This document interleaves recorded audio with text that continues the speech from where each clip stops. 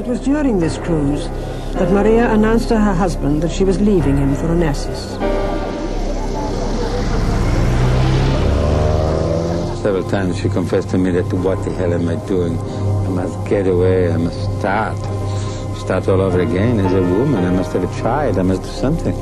From all my knowledge, she never had any affairs, you know. She wasn't the type of woman who was sleeping around with any artist or any other people. And she suddenly met a man of the type of Onassis, well, who was supposed to be in sex one of the most terrific people on earth. Well, she hardly had any sex life. She had a career and wasn't involved till she really got slim and different in any person who was interested in her as a woman. First of all, he was Greek, the most powerful Greek man, a very sexy man, very charming man, though he was terribly ugly. I never met anybody so seducing. If he wanted to be really dangerous, he could be dangerous with women. A year later, Maria and Meneghini were legally separated, but Meneghini refused to divorce her, so under Italian law, they remained married. She was, by that stage, living with Onassis in Paris. He used her like a, well, I suppose you would say, nowadays you'd say the diamond in his crown, you know. He used her as a hostess and as a glamorous adjunct to his business life. He never really understood her. He wasn't really interested in opera. He didn't understand the artistic nature. You know, when Maria was leaving the Christina to come to sing Covent Garden, where people had slept outside for 5 nights to get a ticket.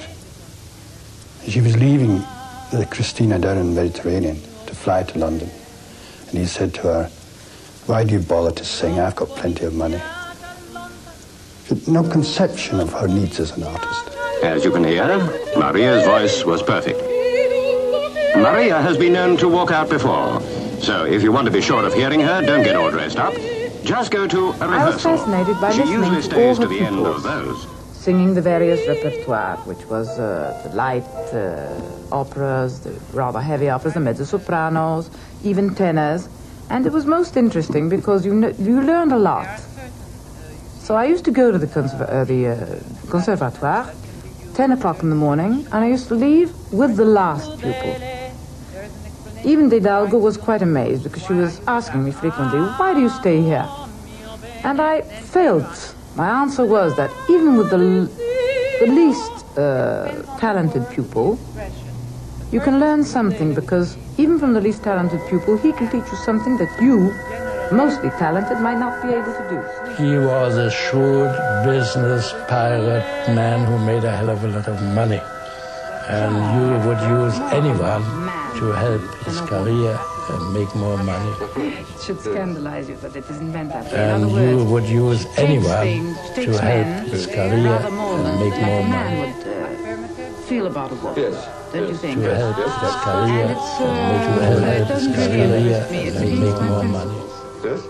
I have more of an idealistic nature, more of a romantic nature.